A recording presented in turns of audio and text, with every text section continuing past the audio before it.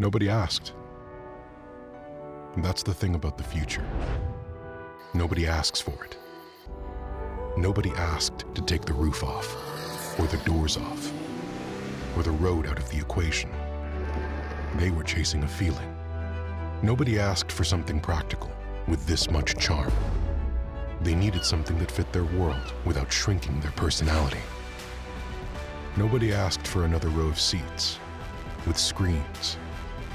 They needed more space and less stress.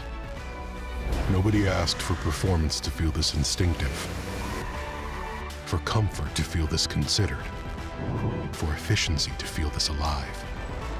Nobody asked. Nobody has to. Because the best answers show up before the question does.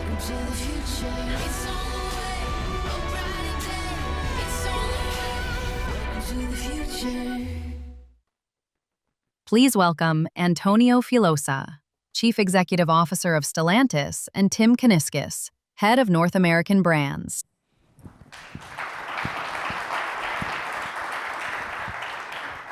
Thank you. Thank you, David and Ned. Let's now turn to North America. This region represents the biggest opportunity for our growth and our profitability. So let's dive in. Our ambition is to grow revenues in North America by 25% through 2030. To do that, we have two essential objectives. Number one, expand market coverage. And number two, improve cost. Expanding market coverage means that we have strong brands that are currently participating in a limited portion of the market. To address this, we will grow our offerings in new segments, increasing market coverage from 60% today to over 90%. As we do this, we will improve our cost competitiveness through cost efficiency and improved capacity utilization. This will ensure that volume growth translates directly into sustainable profit expansion. Let me take a minute to put this region into perspective. North America represents about 40% of Stellantis revenues today. We have some of the strongest and most iconic brands in the industry, some of the most iconic products in the market, and we have a very strong dealer network. At the same time, we have a huge opportunity with significant headroom for growth. There are attractive segments of the markets where we are not fully participating today.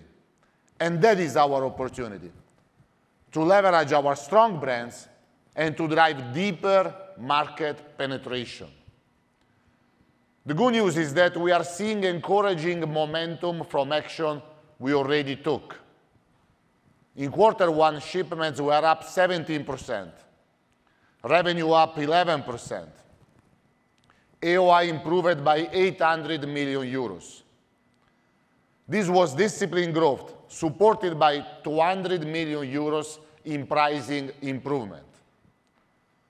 This reflects real transformation in the business. We are seeing positive product mix, and we are seeing strong commercial execution. A good first step, but this is only a first step into a long journey. So let's talk about what that journey will look like over the next 5 years. By 2030, we will fully refresh our North America showroom, adding 11 all-new nameplates and refreshing 12 current models. We will launch a strong product offensive grounding in offering customer the powertrain freedom of choice they want and they deserve. We will deliver a more efficient lineup of ICE vehicles, including the return of the legendary Hemi V8. We will expand our hybrid offering. We will introduce a new range-extended EV, including the industry's first range-extended large SUV and the industry's first range-extended pickup. And we will focus on the next wave of electrification. For example, the new Jeep Recon BEV coming soon this year. With these new and refreshed products, we will increase our market coverage to 90%, from below 60% today. We will enter 5 new segments where we are currently not participating, including the rollout of a new mid-size pickup truck, a new compact pickup, and a new small van. We will reinforce our existing segment, adding a new compact UV and doubling down in large SUVs. And we will introduce 7 new affordable offerings, including some priced below $30,000, leveraging our new competitive platforms.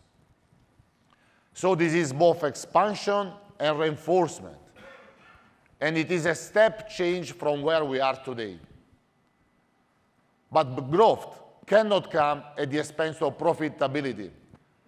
So in parallel, we are structurally optimizing cost. Through our value creation program, we will deliver more than 3 billion euros in run rate saving in North America, this region, by 2028. This will allow us to compete more effectively on price while maintaining discipline on margins. In addition, we will improve our capacity utilization to around 80% by 2030. We will do this by driving volume growth, increasing US production, which will help offset tariff pressures, and strengthening our partnership, including more capacity sharing with key partners. So we are not choosing between growth and profitability. We will improve both together. And obviously, all starts with our iconic brands. So with that, I would like to turn the presentation over to Tim Kuniskis.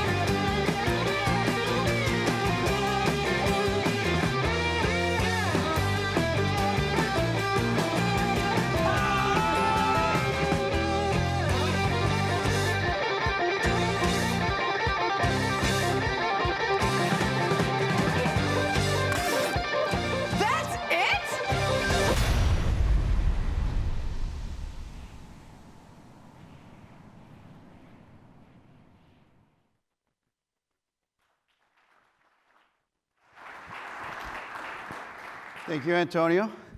Good morning, everybody. Look, we all know how fast this industry turns and how complicated it has become. The sales funnel used to be so simple, but no matter how the journey changes, no matter how customers shop, no matter what powers the wheels, one thing has never changed, and I hope it never does. Product is king. All of the digital marketing, digital retailing, new shopping models, they can't fix a bad product. They can only amplify a good one. That's our entire strategy. Our plan for North America is very simple. Get the product right. Right for the market, right for the brand positioning, right for segment expansion, right for growth, and right to recover our customer loyalty. Now let's start with the reality. 2025 is our baseline.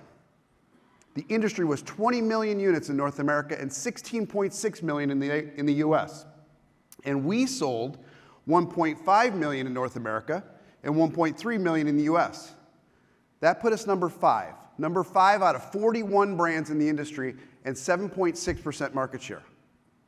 But here's what really matters. In the segments where we actually compete, our share doubles and we move up to number 3. So without doing anything different, we can grow by just showing up in more segments. And that's key because the industry isn't going to help us. It's expected to be flat through 2030. And we all know that won't cut it because our plan is to grow 35%. The question is, how? Product, product, product. And leveraging something that no one else has. Our 4 iconic brands in one showroom. Every day on social media, there's hundreds of posts from our customers talking about what they love about our products, customized and personalized for their lives.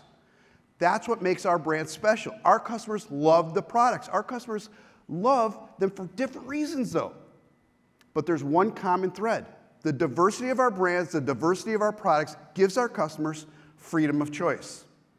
Most competitors give you one brand, one identity. We give you 4. So when you walk into a Stellantis dealership, it's not a showroom, it's like an auto show. Now looking first at the Chrysler brand. The Chrysler customer isn't trying to impress the valet with their key fob. They prioritize other things, and their choice of transportation reflects that. Every new car buyer wants a product that's functional and practical. It's just that with our other brands, that could be second, third, or fourth on their list of why buys. Things like towing, performance, or capability may come first. But the reality in the market is 35% of the buyers are looking for functionality and practicality first. So the answer is clear. It is essential that we bolster the Chrysler brand portfolio. Essential because not doing that would force us to relinquish 35% of the psychological why buys of the entire industry. Now think about it. As it sits today, Chrysler isn't cannibalizing a single sale at Stellantis. Now, if we asked another brand to stretch or contort into that positioning, I can't promise the same. So the question is, can Chrysler be more than the minivan brand?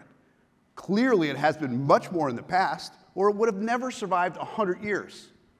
But when your showroom covers North America with brands like Jeep, Dodge, Ram, do you really need Chrysler? Absolutely you do. So short term, we will strengthen Pacifica with a mid-cycle refresh launching right now, plus new variants coming soon. But the real growth comes from expansion and adding 3 new crossovers below the Pacifica. First, a mid-size crossover based on the Stella One platform, plus 2 others below that that are variants of each other based on shared and proven platforms out of Europe, allowing Chrysler to enter the $25,000 to $35,000 space where today none of the American brands compete. Because a purchase decision built around practicality should leverage affordability. The expansion of the Chrysler brand also allows us to support the brand purity in our showroom, so that a brand like Dodge doesn't need to conform, and it can maintain its positioning and let the Dodge buyers stand out. Now, just like Chrysler, they need transportation, but it is far from their first priority. They are all in on power, performance, and customization. Not sure, a Dodge can get you from point A to point B, just like a Chrysler, but the trip will make a point. It will make a statement about the person behind the wheel along the way. Dodge buyers are different because Dodge works when it's not pretending. Dodge works when it's being honest and true to what it should be: powerful, rebellious, authentic, and muscular. This is the brand's positioning in its purest form. Now, looking back a few years, Dodge wasn't surviving, it was thriving. It had a cult following that became known as the Brotherhood of Muscle. But lately, that Dodge formula, it wasn't adding up. And the brand struggled through a very tough point in its product's life cycle. Last year, Dodge was selling 1 SUV, the Durango, and only 1 version of the Charger, 2-door only and electric only. Yet, it still delivered 125,000 units. Now, this year, Dodge is shifting into second gear. We just started shipping 2-door and 4-door Chargers with 420 horsepower and 550 horsepower gas powertrains. And a refreshed Durango is on the way. The big news, though, is that we're going to be adding a true entry-level performance vehicle, a gateway into the brotherhood of muscle. Think of it as the next generation of Hornet, but the way we should have done it the first time. Look, we know this playbook. We wrote this playbook. Dodge will literally be back on track, literally and figuratively, by the end of the plan, and Dodge will be restored to its proper position, and we will recover the #1 selling muscle car title. Then there's Jeep. Jeep isn't just a brand. Has there ever been a brand name that is the same as what most people call the product category? You know what I mean. Regardless of the brand, a lot of people call SUVs Jeeps. Jeep is like Coca-Cola. Jeep is the original. This brand turned capability into a mainstream why-buy. And that's why so many brands are trying to copy Jeep. Because as an industry, we have democratized features and finishes. Today, capability and performance drive pricing power and margins. And Jeep is synonymous with capability, and everyone knows it. So the brand attracts a very unique buyer. You know these people, they're your neighbors. They're always taking their family on adventures, loading up every weekend to go somewhere new. They leave their Jeeps muddy in the driveway. And for them, it's not just about the adventure. It's about the stories they formed getting there. The Jeep brand didn't just kick off the SUV craze, it created the design language that continues to define it today. It proved that off-road capability was capable of moving the needle of consideration by creating a segment from scratch. This buyer is looking for adventure, open-air driving, and empowering the owner's outdoor lifestyle, whether they actually use it or not. Now, last year, the Jeep brand was selling 5 models, ranging from the compact Compass all the way to the Grand Wagoneer, with the iconic Wrangler anchoring the brand's off-road positioning. Today, the Jeep brand is on a product launch offensive, launching 4 new products right now. The all-new battery electric Recon, the all-new Cherokee, a refresh of the Grand Wagoneer, and a refresh of the #1 selling full-size SUV, Grand Cherokee. Plus, the 12 for 12 program with a new Wrangler launching every single month. But this is just the start. During the planned period, Jeep is also adding an ICE powertrain to the Recon, a new Compass, refreshing the Grand Cherokee and the Grand Wagoneer again, plus new heritage redesigns of the Wrangler and Gladiator. The combination pushes Jeep performance back near its historical high levels, making Jeep the fastest growing SUV brand in North America. But there's one more powerhouse brand in our stable, the fastest growing brand in North America in Q1 this year, Ram. Ram buyers count on their vehicles to deliver purpose-built capability, no posing, no pretending, real trucks. They want products that define the role, purposeful, strong, capable, and dependable, while still being a personal expression. The Ram buyer, just like Dodge, they still want to make a statement, but they need a cargo bed to put to work. To this demographic, beauty runs beyond skin deep. So we have been pushing hard on Ram the last 15 months, rebuilding the positioning and the product portfolio. And as some of you have pointed out, growing our inventory levels as we balance our mix and prepare for growth, not maintenance.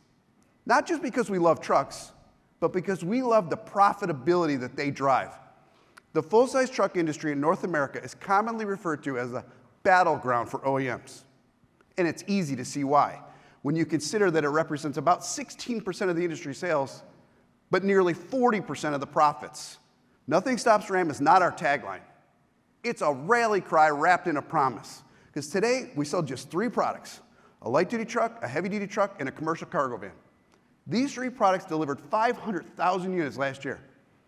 500,000 units is decent volume, but it is nowhere near where we plan to be by 2030. And like I said earlier, we can't reach our aspirations on execution alone.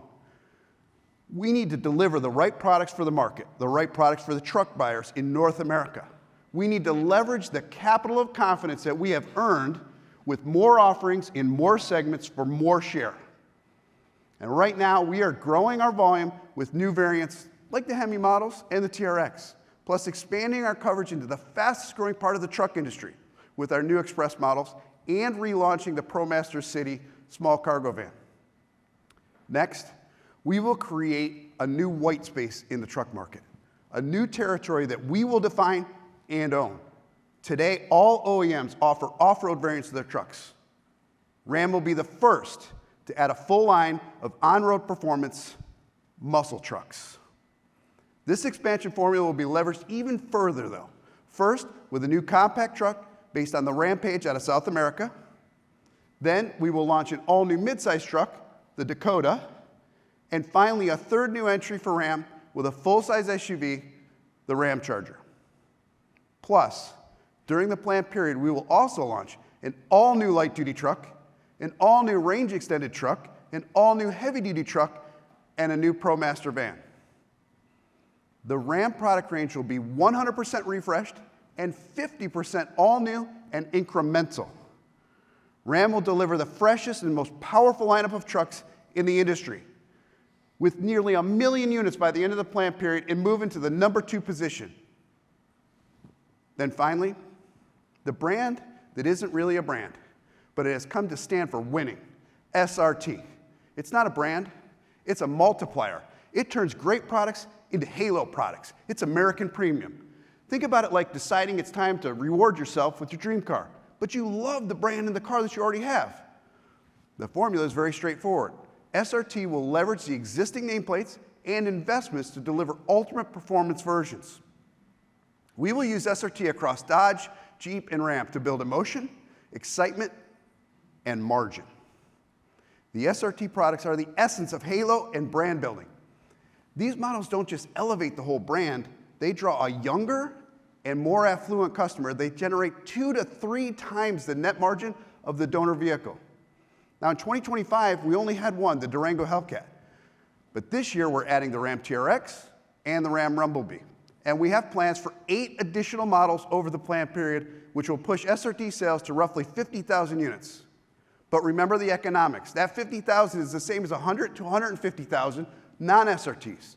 It's not ego, it's not for fun, it's not a hobby. This is real brand and margin building, and doing it efficiently, leveraging donor vehicle product development investment. This is more than a product strategy, it's a profit strategy. All in, by the end of the plan period, this is what the American brand showrooms will look like. 23 models, every single one new or significantly refreshed, and 11 of the 23 completely new. Those of you that are here live, you'll see these in the Dome later today. Plus, key to that incremental growth in product is capitalizing on a critical part of the market that we barely compete in today. The 40% of the industry that transacts below $40,000. In 2025, we had just 2 vehicles with a starting price under $40,000. By 2030, we will have 9 vehicles starting under $40,000, 2 of which will be the new Chrysler starting under $30,000. With that, the American brand showroom will grow our market coverage from 60% to 90%. And 50% of that will be all new net products that weren't there in 2025. So like I said on my first slide, everyone says they will execute better. And of course, that is part of our plan. But we are not relying on that alone. Our plan for the American brands is to focus on the one absolute truth in this industry. Product is king. 50% of the new products weren't in the showroom in 2025, generating a 50% increase in industry market coverage, delivering a 35% increase in sales. 50, 50, 35 will deliver an American brand showroom that is the freshest in the industry. Jeep will be back to its peak. Ram will be at an all-time high and #2 in trucks. Dodge will be leading muscle cars again, and Chrysler will be growing and supporting the brand positioning and purity in our showroom. But there's one more thing. I talked about inventing a new breed of muscle, a new white space in the truck industry, not a trim or a package, a full range of what we call the muscle trucks. These are the all-new 2027 Ram Rumblebee muscle trucks.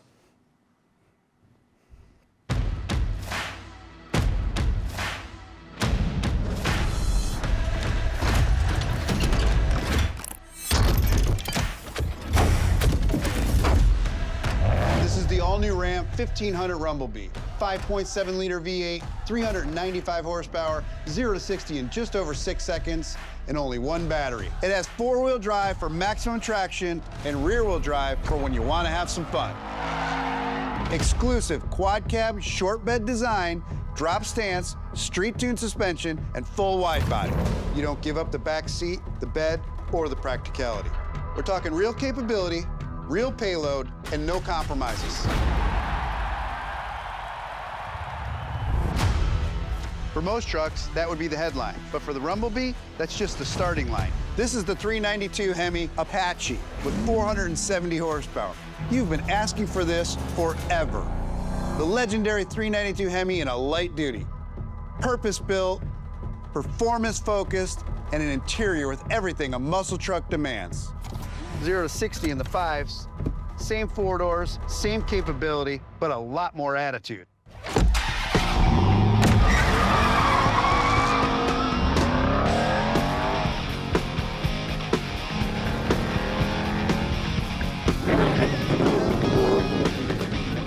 Some people just can't stay retired.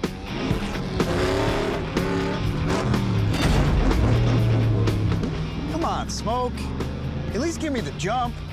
Does this guy ever stop talking? Welcome to the jungle, won't it bring you to your knees?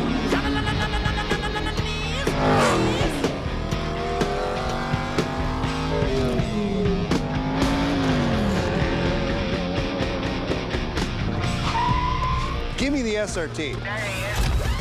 Outside the truck going home.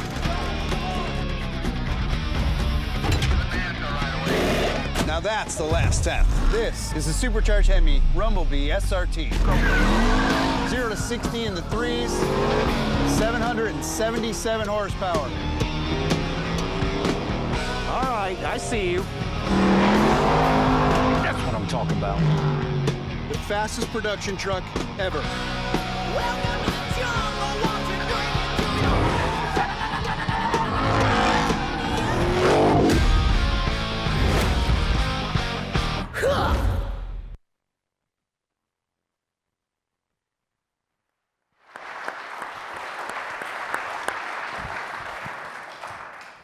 Thank you, Tim. To summarize our plan for North America, it starts with leveraging our strengths. We will capitalize on the strength of our iconic brands, build on the strong and positive momentum that began in the first quarter, and capitalize on the strong presence we have in our existing markets. But we will build on those strengths by taking decisive actions. We will execute on the value creation program, delivering more than 3 billion euros in savings by 2028. We will expand market coverage, delivering a full and competitive lineup across key segments. And we will grow our lineup of affordable offerings to bring Stellantis products to an even larger group of customers. So when you bring this all together, strong brands, increasing market coverage, refreshed portfolio, and the savings from the value creation program, you get a business that is positioned for profitable growth. And that leads us to our 2030 ambition. We are targeting around 25% revenue growth, an AOI margin from 8 to 10%. This reflects a business that is not only larger, but also structurally more competitive. A business with broader market coverage, stronger cost base, and improved profitability. So this is more than just a long-term ambition. It is a path that is already in motion. Thank you.